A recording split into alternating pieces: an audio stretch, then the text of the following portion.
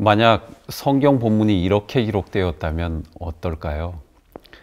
사무엘이 이새의 아들 다윗에게 기름을 부었다는 기록이 있고, 바로 그 다음날 예루살렘에서 대관식을 하였다 하고 성경의 기록이 끝나버리는 겁니다.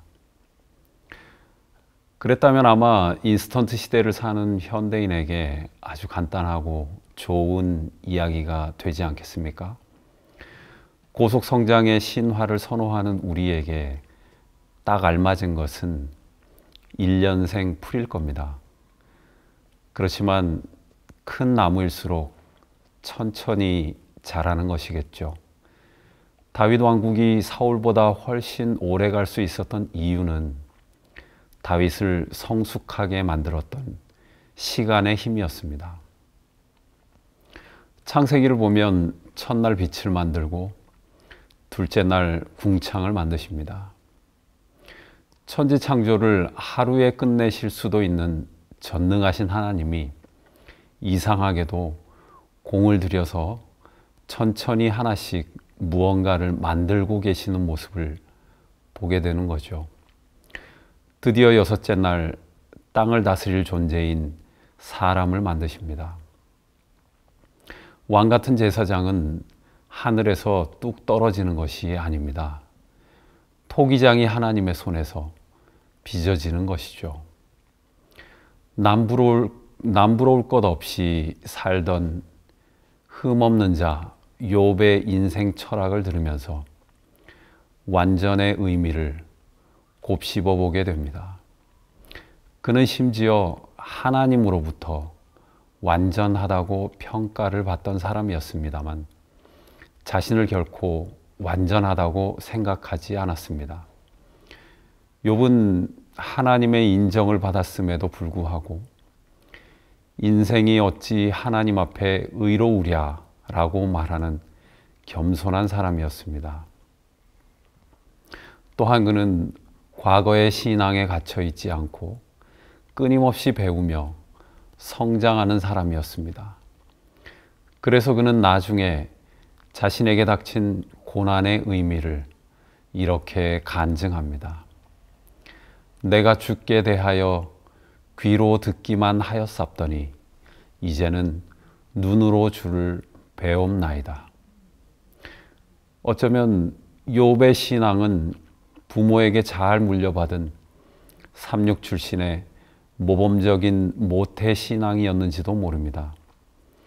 그랬기 때문에 아마도 그는 하나님에 대해 많이 듣기는 했지만 보지는 못했던 사람이었을 수도 있습니다. 그랬던 그가 귀로만 듣던 하나님을 이제는 보게 됩니다. 순전하고도 완전한 신앙을 했던 욥.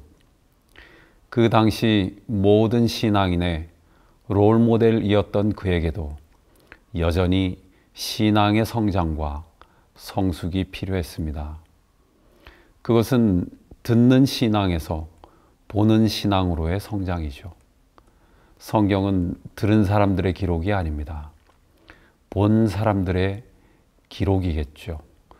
우리는 그저 들음에 머무는 것으로 만족해서는 안 됩니다.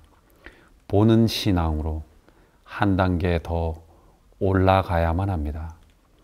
그런데요, 그러한 신앙의 성숙은 그냥 이루어지는 일이 아니었습니다. 하나님을 보는데 가장 중요한 조건은 아이러니하게도 고통이었습니다.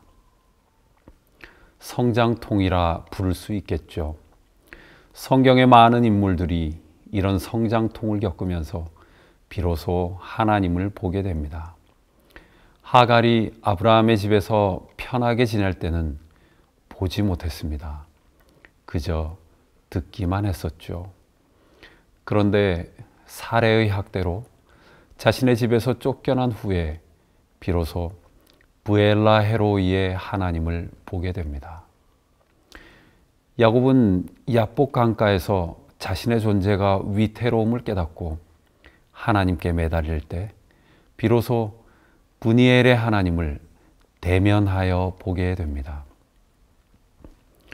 모세는 광야 생활을 하면서 왕궁에서 만날 수 없었던 야훼 하나님을 보게 됩니다. 내 삶에 고통의 시간들이 많이 있었습니까?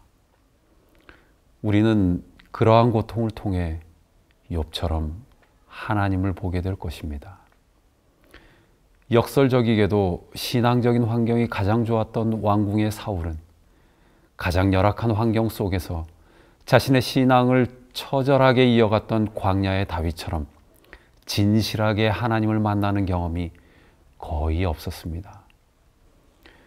왕 같은 제사장, 그건 아무나 되는 것은 아니기 때문에 그렇습니다. 하늘에서 금면류관을 쓰는 사람은 아마도 이 땅에서 가시면류관을 많이 써보았던 사람일 겁니다.